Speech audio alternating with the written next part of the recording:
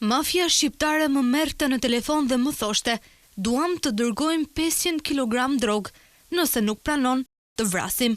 Cezar, jo emri i tij i vërtet, është një antar i Kings Latin, një bandë kriminale droge në Ekuador. Ai u rekrutua nga një oficer i korruptuar i policisë kundër narkotikëve për të punuar për mafian shqiptare, një nga rrjetet më të frytshme të trafikut të kokainës në Europë, shkruhet në artikullin e publikuar nga BBC. Mafia shqiptare ka zgjeruar praninë e saj në Ekuador vitet e fundit. E tërhequr nga rrugët kryesore të trafikut nëpër vend dhe tani ajo kontrollon pjesën më të madhe të rrjedhës së kokainës nga Amerika e Jugut në Europë.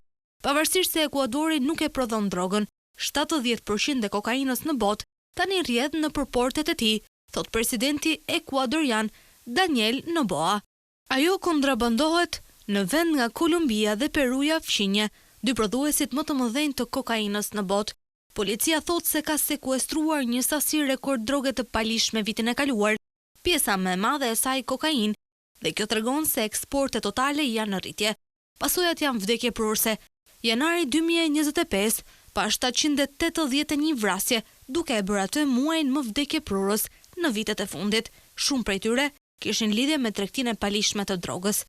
BBC raporton se ka kontaktuar njerëzit në zinxhirin e furnizimit për të kuptuar pse kjo krizë po përkeqësohet dhe si po e nxit atë rritje e konsumit europian të kokainës. 36 vjeçari Cezar fillimisht filloi të punonte me kartele kur ishte 14 vjeç, duke përmendur mundësitë e dobta të punës si një faktor.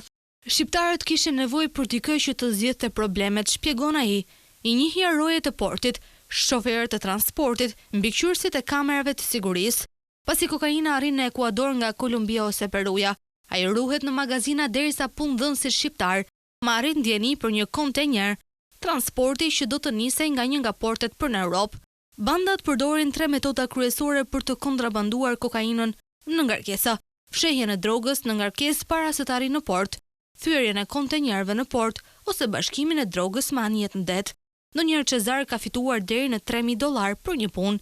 Por nxitja nuk janë vetëm parat. Nëse nuk bën një punë që kërkojnë shqiptarët, ata do të vrasin. Cezar thotë se ndjen keqardhje për rolin e tij në tregtinë e drogës, veçanërisht ato që ai quan viktima kolaterale. Por ai beson se fajin e kanë vendet konsumatore. Nëse konsumi vazhdon të rritet, kështu do të rritet edhe trafikimi, do të jetë i pandalshëm, thot ai, duke shtuar se nëse luftojnë atje, do të përfundojnë. Punëtorët e zakonshëm, jo vetëm antarët e bandës, kapen në këtë zinxhir furnizimi. Juan, jo emri i tij i vërtet, është një shofer kamioni.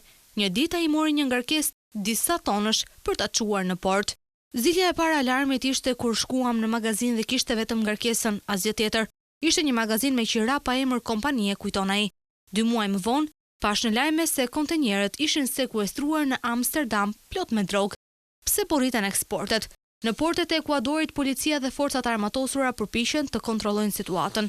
Varkat patrullojnë ujërat, policia skanon kutitë e bananeve për tulla me kokainë, madje edhe zhytësit e policisë kërkojnë drogë të fshehura në anije.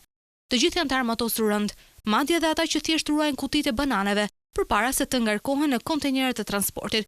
Kjo sepse nëse droga gjendet gjatë një kontrolli, ka të ngjarë të përfshihet një punonjës i korruptuar i portit dhe mund të shkaktojë një incident të dhunshëm. Pavarësisht këtyre përpjekjeve, policia thotë se sasia e kokainës që po kontrabandohej me sukses nga Ekuadori ka arritur një rekord të lartë, pajësohet rritja e kërkesës dhe faktorët ekonomik.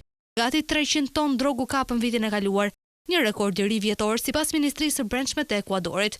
Major Cristian Chozar Cueva i policisë kombëtare thotë se ka pasur një rritje prej rreth 30% të konfiskimeve të drejtuara drejt Europës në vitet e fundit. Kjo rritje e dërgesave të kokainës e ka bërë atë më të rrezikshëm për ata që janë kapur në zinxhirin e furnizimit. Shoferi i kamionit Juan thotë se rritja e ndotjes së kontenjerëve, ashtu siç ai preferon ta quajë, e bën më të paprekshëm. Ai thotë se zyrtarët kapën një kontenjer një ditë më parë me 2 ton drogë. Dikur ishte 1 kilogram, tani flasim për ton. Nëse nuk i kontaminoni kontenjerët, keni 2 mundësi: të lini punën ose të përfundoni të vdekur.